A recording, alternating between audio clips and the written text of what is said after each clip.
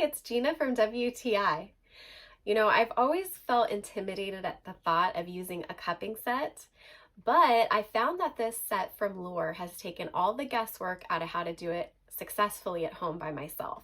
When you get the set, you'll have access to some professional tutorials on how to use them. You don't need flames, and they're not glass, so they're really easy to use.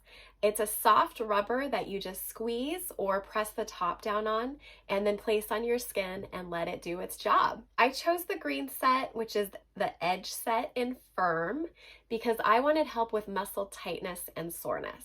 I use it around my knee area to help loosen things up, and I found that it really has made a difference in how my knee moves. Now, I'm not a healthcare professional, so you should definitely check with your provider to see if this is a good fit for you.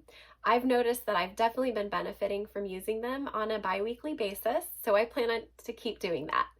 I recommend them, and that's my point of view.